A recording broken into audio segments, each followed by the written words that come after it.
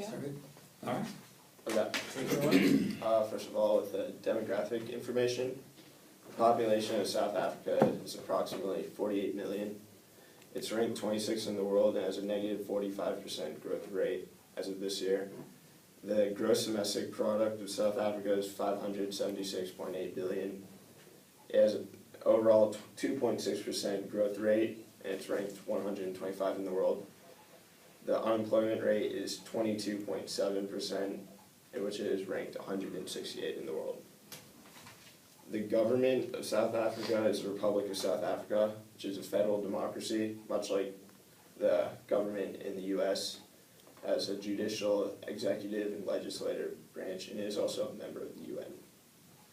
The question I'm going to try to be answering here is, how did the two Anglo-Boer Wars lead to the South African Union, and more importantly, shape South Africa for years to come? And the first Anglo-Boer War, also known as the Transvaal Rebellion, was in 1880, and it lasted for a year. The Transvaal was a province in northern South Africa, and the government of Transvaal was struggling and eventually annexed by the British in 1877. And for the 3 years between the annexation and the war, there was passive resistance, but the British were strong in their annexation, and nothing was going to change, so eventually conflict began in December 1880. In not even half a year, the British had lost most of the battles, and it ended on Majuba Hill, in which the British occupied Majuba Hill. They're stormed by the Boers and just completely got destroyed. It kind of marked the end to the war. But it took 3 years until the Transvaal province was actually granted full internal independence at the London Convention.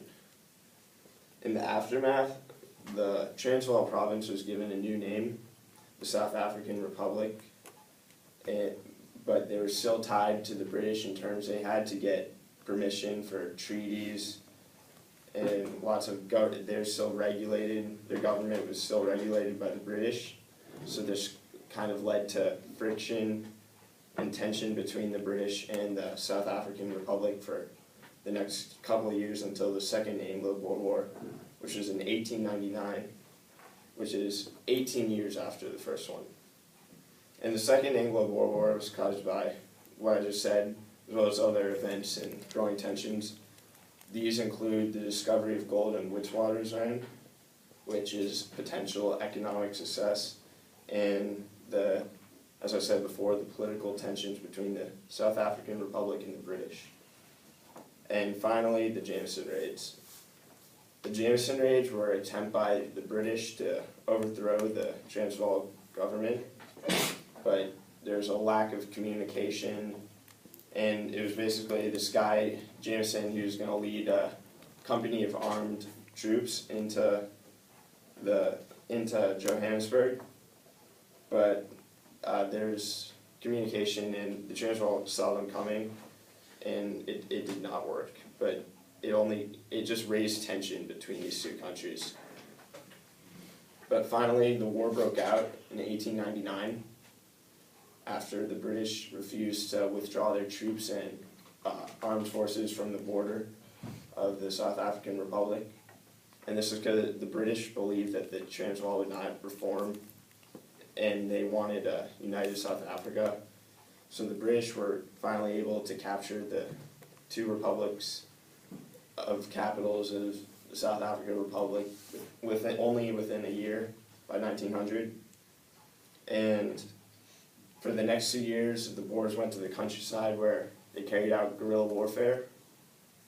And in this time, there's concentration camps to keep those whose many homes were destroyed, and in which these concentration camps had extremely poor conditions, and many died. And the guerrilla warfare continued on until the Treaty of Vereeniging was signed on May 31, 1902. And this treaty marked the end of the war and British conflict. But this also made the Africans that assisted the British feel betrayed, because they weren't given the rights they had expected for helping them. And it meant that the British could continue to employ cheap labor for gold mining. Finally, 8 years later, the Boers agreed to stop fighting. The Union of South Africa was formed, 1910. And what preluded this was the National Convention of 1908, which was meant to create better relations between the colonies that made up South Africa. And surprisingly, the British wanted unified South Africa with a central government so they could build South Africa and eventually have gold mining advantages. And so for gold mining, just so they could capitalize on that. And it finally happened in the South African Act of 1909, in which these colonies actually were all united, despite the majority not wanting to be united.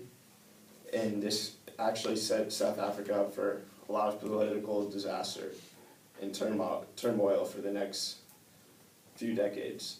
And in this time, that every politically conscious black person was not for the formation of the Union, because it meant that the British would not have to intervene with the natives, and the black people were taken, the rights for them were just not good. It didn't work for them, is what I'm trying to say. And the various colonial governments that did give their support for the Union gave their support under terms that ignored these black people. And this further showed that conflict was yet to come for South African Union. That's it.